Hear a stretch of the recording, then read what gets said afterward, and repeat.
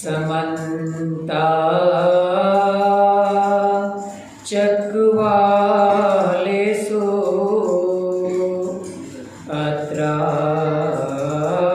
गच्छन्तु देवता अत्र गच्छन्तु देवता सद्धम्म मुनिराजस शृण्वन्तु सद्गमोक्षदं धम्म श्रवणकालो अयं भदन्ता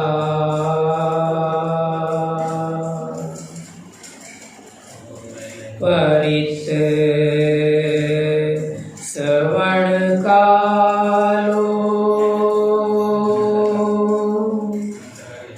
अयं भदन्ता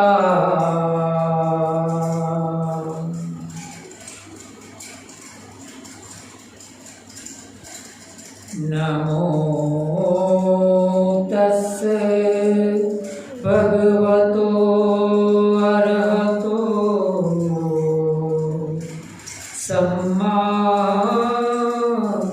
सम्बुद्धस्स।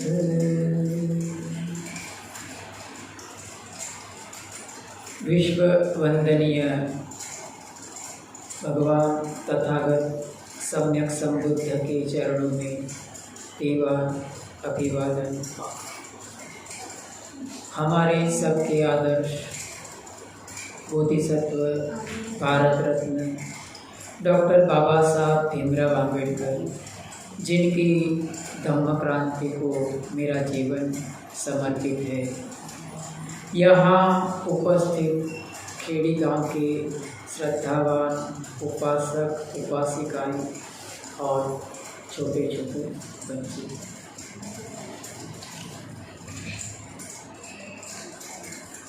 बाबा साहब रचित धम्म ग्रंथ भगवान बुद्ध और उनका ग्रंथ, उसी का अध्ययन चालू है और उसी के अनुसंधान में आज हम 12वीं कड़ी को देखेंगे। इससे पहले की कड़ी में हमने देखा कि किस तरह से सुद्धोधन राजा ने विविध नवयौवनाओं को, सुंदरियों को राजकुमार सिद्धार्थ गौतम के पीछे लगाया था और सबने अपने हाव भाव से, अपने चरित्र से सिद्धार्थ गौतम को लुभाने की कोशिश की थी, लेकिन वो सब जितने भी लड़कियां थी, जितनी भी सुंदरियां थी, वो सब नाकामयाब रही थी।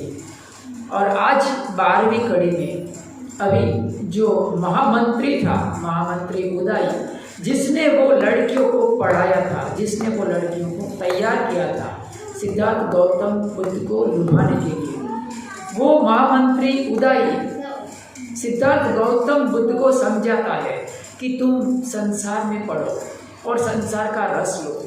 उसने बहुत अच्छी तरह से सिद्धार्थ गौतम को समझाया कि अगर कोई भी स्त्री का प्रेम पाने के लिए झूठ भी बोलना हो तो झूठ भी बोलो, अनीति करना है तो अनीति भी करो, लेकिन एक स्त्री का प्रेम पाने के लिए तुम कुछ भी करो।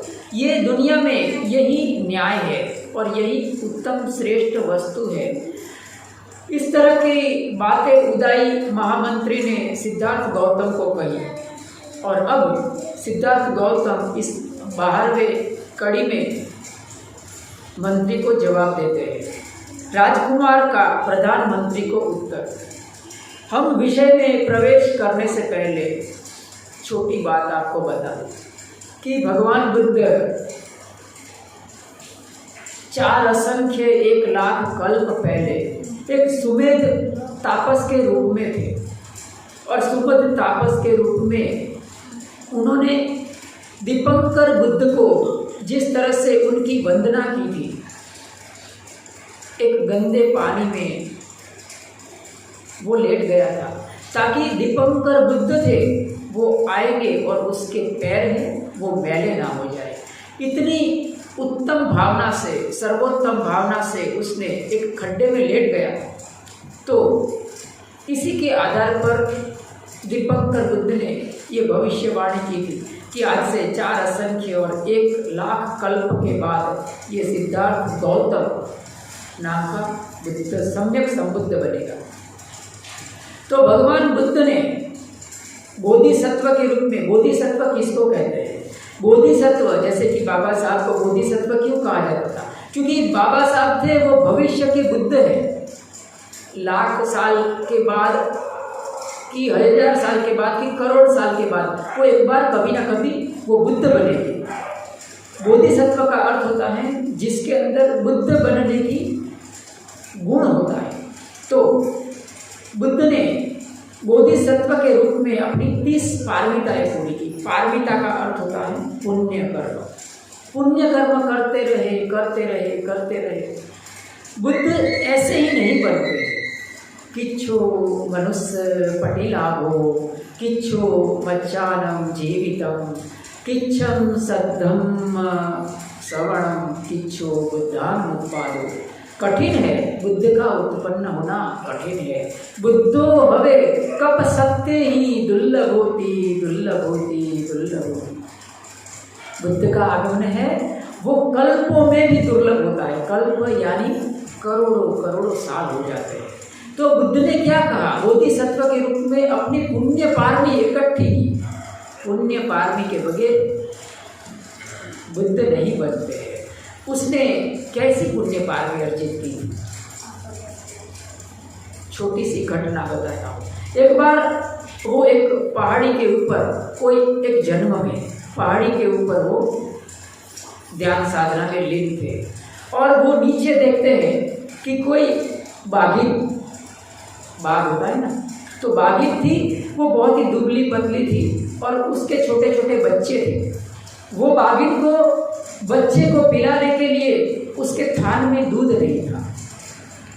वो बोधिसत्व के रूप में पहाड़ी पर जो बोधिसत्व बैठे थे वो ये देखते हैं और वो पहाड़ी से नीचे उतरते हैं और अपने शरीर को वो बाघिन को सौंप देते हैं ताकि वो अपनी भूख मिटाए और उसके छोटे छोटे बच्चे जिंदा रहे। ये पारमी होती है, उसको कहते हैं परमार्थ पारमी। ऐसी अनेक जन्म में पारमिता पूरी करते हैं, अपने जीवन का दान देते हैं, अपने पूरा प्राणों का दान दे देते हैं, तभी जाके एक बोधिसत्व बुद्ध बनते हैं। तो ये बुद्ध बनने के लिए इतनी सारी पारमिता पूरी की। क्या वो उदाई की बात को मानने वाले थे? हरगिज़ नहीं। इसीलिए उदाई को वो क्या उत्तर देते हैं, क्योंकि उसको तो बुद्ध ही बनना था। उदाई को क्या उत्तर देते हैं वो आगे की कड़ी में हम देखते हैं। राजकुमार का प्रधानमंत्री को उत्तर, पवित्र परंपरा से समर्थित उचित ही प्रतीत होने वाले इन वचनों को सुनकर मेघ गर्जना सदृश स्वर में राजकुमार ने उत्तर दिया। राजकुमार स्वाभाविक था कि उसका जो आवाज था वो एक मेघ गर्जना के समान था। वो उदय महामंत्री को क्या बताते हैं, उनके सामने क्या दलील करते हैं, आइए उनसे सुनते हैं। आपकी स्नेहसिक्त भाषा को आपके योग्य ही है, लेकिन मैं आपको बताऊंगा कि आप कहाँ पर गलत है। देखिए सिद्धार्थ गौतम उदय महामंत्री के साथ किस तरह की दलील करता है कि वो कहता है कि आपकी भाषा कितनी भी मीठी हो, मुलायम हो, लेकिन वो मेरे लिए योग्य नहीं है। आप कहाँ पर गलत है वो मैं आपको बताता हूँ। इस तरह की बात सिद्धार्थ गौतम कहते हैं। किसी को भी बात मनवानी होना तो उसको बहुत मक्खन लगा के बात करना है। मक्खन लगा देना, लोग ऐसा एकदम मक्खन लगा दे। लेकिन आपको एक बात बताओ, जो लोग मक्खन लगा देना, मक्खन किससे लगाया जाए? मतलब जिसके हाथ में मक्खन होता है ना, उसके हाथ में छुरी भी होता है। तो याद रखिएगा, मैं संसार के विषयों की अवज्ञा नहीं करता। मानी वो कहता है सिद्धार्थ कि मैं संसार का जितने भी विषयों है उसका मैं अनादर अवज्ञा नहीं करता हूँ। मैं जानता हूँ कि सारा जगत इन्हीं में आसक्त है, लेकिन क्योंकि मैं जानता हूँ कि सारा संसार अनित्य है, इसीलिए मेरा मन उसमें रमण नहीं करता है।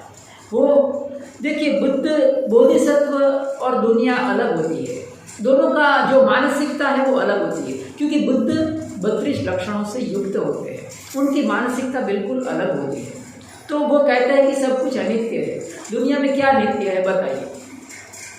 बुद्ध ने ये जान लिया था दुनिया में कुछ भी नित्य है ना, पति पत्नी भाई बहन बेटा बेटी सारे संसार के जितने भी संबंध है कोई भी नित्य नहीं है। ये वस्तुएं नित्य है क्या? ये कपबोर्ड है वो नित्य है, ये दीवारें नित्य है, ये विहार नित्य है क्या? हिमालय नित्य है? नहीं, कुछ भी नित्य नहीं है, सब कुछ परिवर्तन के अधीन है और सब कुछ नष्ट प्राय है। ये बात सिद्धार्थ गौतम समझ गए थे। यदि यह स्त्री सौंदर्य स्थायी भी रहे तो भी यह किसी बुद्धिमान आदमी के योग्य नहीं है, उसका मन विषयों में रमण करे। अगर ये स्त्री सौंदर्य स्थायी भी रहे, स्त्री का सौंदर्य कब तक रहता है?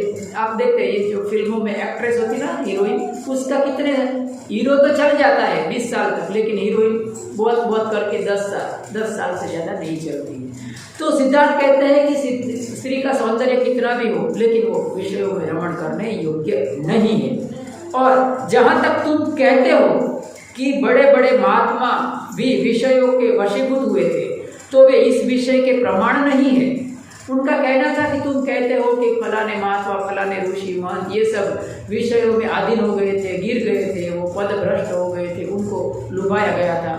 तो वो कहते हैं कि वो भी तो क्षीण हुए थे, वो भी तो व्याधिग्रस्त हुए थे, वो भी तो मृत्यु को प्राप्त हुए थे, उन्होंने कुछ भी प्राप्त नहीं किया था जीवन में।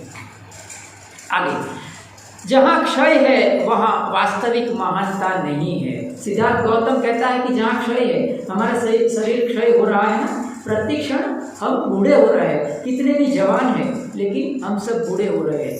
सुंदरता हमेशा बदसूरती में परिवर्तित हो जाती है। जहाँ विषयासक्त है वहाँ वास्तविक महानता नहीं है, जहाँ असंयत है वहाँ वास्तविक महानता नहीं है। वो कहते हैं कि जहाँ विषयों में लोलुपता है, जहाँ संयम नहीं है वहाँ वास्तविकता नहीं है। तो वास्तविकता क्या है? हम बूढ़े हुए जा रहे हैं, व्याधिग्रस्त होते हैं, हम मृत्यु को प्राप्त होते हैं। ये सच्चाई है, कितनी भी कड़वी हो लेकिन ये सच्चाई है। बुद्ध ये जान गए। और यह जो आपका कहना है कि ऊपरी मन से ही स्त्रियों से स्नेह करना चाहिए, तो चाहे ये दक्षता से भी हो तो भी मुझे रुचिकर नहीं लगता है। उदय ऐसा बोला था कि आप तो ऊपर ऊपर से करिए, प्रेम करिए किसी स्त्री को, ऊपर ऊपर से करिए, लेकिन सिद्धार्थ वहां भी मुझे ना बोलते। यदि यह यथार्थ नहीं है तो मुझे स्त्रियों की इच्छा के अनुसार अनुवर्तन भी प्रिय नहीं। यदि आदमी का मन उसी में नहीं है तो ऐसे अनुवर्तन पर भी धिक्कार है। अगर कोई स्त्री है, उनको लुभावती है और उसके अगर मैं उनका अनुकरण करता हूँ, उनकी बात मान लेता हूँ, तो उसमें कुछ भी श्रेय कर रही है, ऐसी बात को धिक्कार है। जहाँ राग का अतिशय है, जहाँ मिथ्यात्व में विश्वास है, जहाँ असीम आसक्ति है और जहाँ विषयों की सदोषता का यथार्थ दर्शन नहीं, ऐसी वंचना में भी क्या रखा है। वो कहते हैं कि ये एक मिथ्यात्व है और उसमें दोष ही दोष है, कुछ भी उसमें श्रेय नहीं लगता है मुझे। तो वो कहते हैं ऐसी वंचना में भी क्या रखा है। वंचना अर्थात छल कपट हम करते ना, हम दूसरे को धोखा नहीं देते, हम किसको धोखा देते मालूम है? हम खुद को धोखा देते। दुनिया में ये चलता है कि दुनिया में दूसरे लोगों को तो धोखा मानते नहीं, हम खुद को धोखा देते। कैसे देते मालूम है? हम बूढ़े हो जाते ना तो क्या करते मालूम है? पहले बाल सफेद होते ना तो पहले काला बाल करते उधर से मेडिकल में जाकर वो लाएंगे और काला बाल करेंगे। वो दुनिया को दिखाना चाहता है कि मैं बूढ़ा नहीं हुआ, लेकिन वो खुद भी समझना चाहता है कि मैं बूढ़ा नहीं हुआ। वो खुद को धोखा देता है। तो इस तरह से इंसान खुद को धोखा देता है, इसको कहते हैं वंचना। और यदि राग के वशीभूत हुए प्राणी परस्पर एक दूसरे को ठगते हैं तो ऐसे पुरुष भी इस योग्य नहीं कि स्त्रियां उनकी ओर देखे तक नहीं, और क्या स्त्रियां भी इस योग्य नहीं कि पुरुष उनकी ओर देखे तक नहीं। देखिए, उनका कहना था कि उदय ने ये बोला कि तुम छल कपट करो, ये दुनिया है ना, वो क्या कहती है मालूम है, everything is fair in love and war, अर्थात प्रेम और युद्ध में सब कुछ जायज है।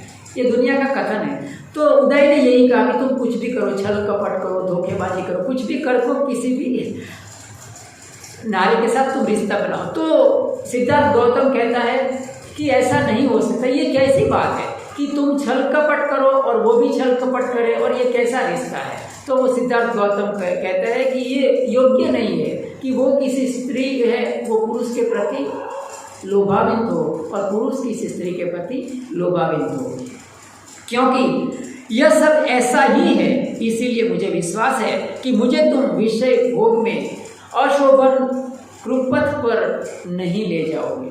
वो कहते हैं कि ये तुम जानते हो, फिर भी तुम मुझे कुपथ के ऊपर, कुपथ मानी खराब रास्ते ऊपर ले जाते हैं। कल्याण मित्र कभी खराब रास्ता नहीं दिखाता है।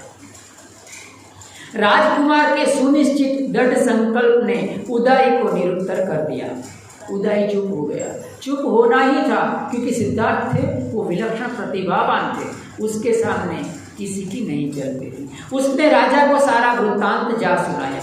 जब शुद्धोधन को यह मालूम हुआ, शुद्धोधन को जब मालूम हुआ कि उसके पुत्र का चित्त किसी प्रकार के विषयों से सर्वथा मुक्त है, तो उसको सारी रात निद्रा नहीं आई।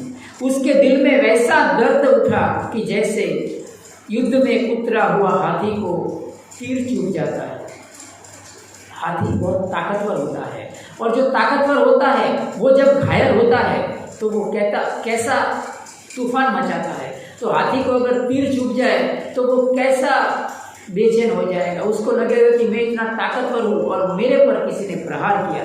तो इस तरह से शुद्धोधन को इतना दर्द हुआ जैसे हाथी के दिल में तीर चूक जाता है। अपने मंत्रियों के साथ उसने बहुत सा समय एक विचार करने पर खर्च कर दिया। वह किसी उपाय से सिद्धार्थ को संसार के विषयों की ओर अभिमुख कर सके और उस जीवन के विमुख कर सके जिसकी ओर अग्रसर होने की उसकी पूरी संभावना थी। लेकिन उन उपायों के अतिरिक्त जिन्हें करके वे मात खा चुके थे, उन्हें कोई दूसरा उपाय नहीं सूझा।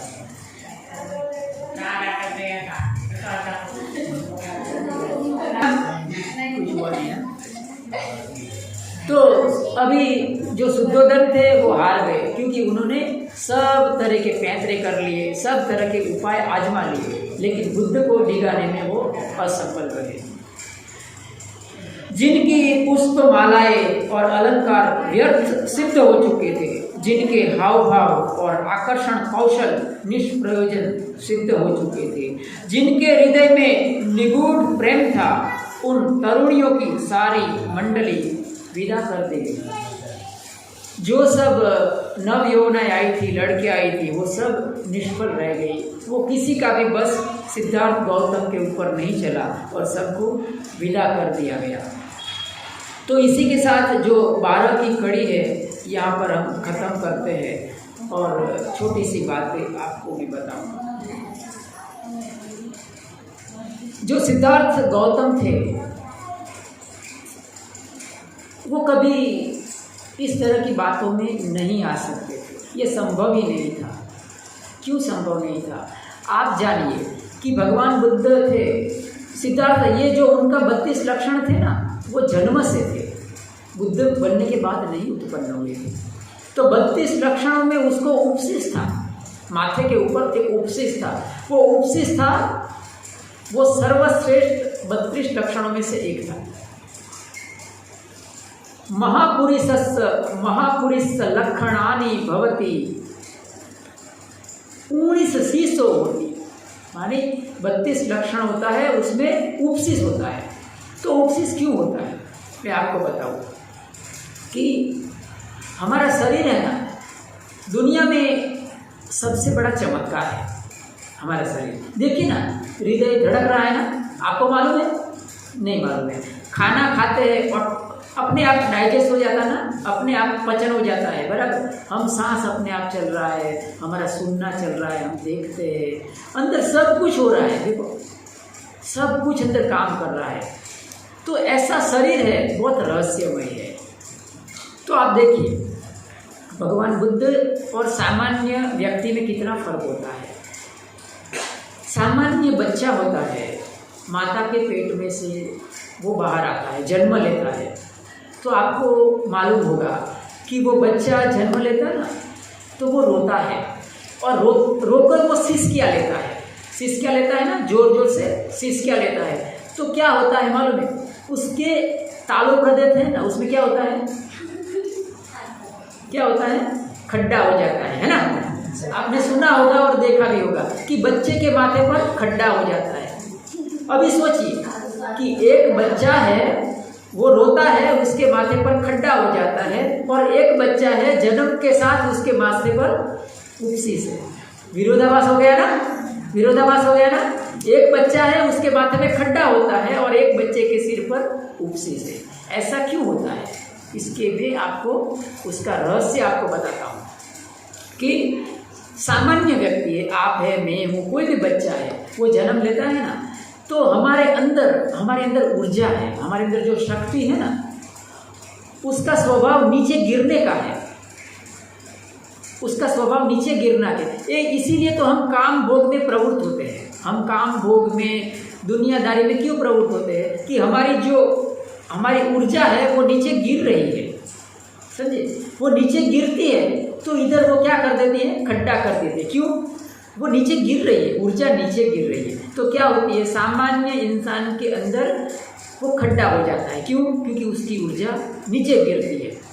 वो बड़ा होकर क्या बनेगा, गृहस्थ बनेगा, सदगृहस्थ बनेगा, अच्छा पैसा कमाएगा, वकील बनेगा, डॉक्टर बनेगा, कुछ भी बनेगा, लेकिन वो बुद्ध नहीं बन सकता। तो जो बुद्ध होते हैं, सम्यक संबुद्ध होते हैं, उनकी ऊर्जा ऊर्ध्वगमित होती है। माने एक सामान्य व्यक्ति में ऊर्जा नीचे की तरफ गतिमान होती है, जबकि बुद्ध की ऊर्जा है ऊपर की तरफ गतिमान होती है, बराबर। तो जन्म के साथ ही उसको क्या हो जाता है, यहाँ वो भाग ऊपर उठा हुआ होता है। क्यों, क्योंकि उसकी जो शक्ति है वो ऊपर की तरफ जा रही है। उसे कभी भी काम भोग में रुचि नहीं होगी, उसको कभी भी वो सांसारिक प्रवृत्ति में उसको रुचि नहीं होगी, वो हमेशा सम्यक संबुद्ध बनेगा, तब उसको उपशीष बनता है, समझे। इसीलिए उदय महामंत्री उसको कितना भी समझाए, लेकिन वो समझने वाले नहीं थे। तो ये छोटी सी बात मैं आपको बताया।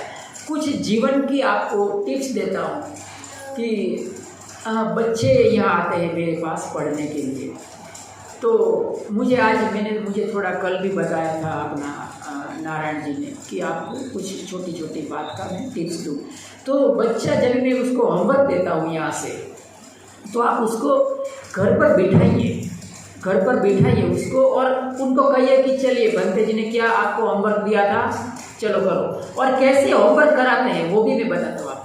शायद आप में से कोई पढ़े लिखे नहीं होंगे, बराबर ना होंगे बहुत सारे, तो क्या करने का, आपको काम होगा, कुछ भी होगा, लेकिन बच्चे के पास 5 मिनट बैठ जाना कि चल बैठ, क्या होमवर्क दिया था, मेरे पास बैठ। उनके पास 5 मिनट बैठ के शुरुआत करवाना, समझे। शुरुआत करवा के फिर आप अपने काम में लग जाना। एक बार शुरुआत हो गई, वो बच्चा अपने आप करता रहेगा, होमवर्क खत्म हो जाएगा। तो इस तरह से वो जीवन में आगे बढ़ पाएगा। तो आज के दिन इतना कह के मैं अपनी धम्मवाणी का समापन करता हूँ। आप सब ने मेरी बात बहुत ध्यान से श्रद्धापूर्वक सुना, आपका बहुत बहुत धन्यवाद। सबका मंगल हो, सबका मंगल हो, सबके जीवन में खुशहाली आए, मेरे पुण्य कर्म में आप सब भागीदार बने। बोलिए साधु साधु साधु।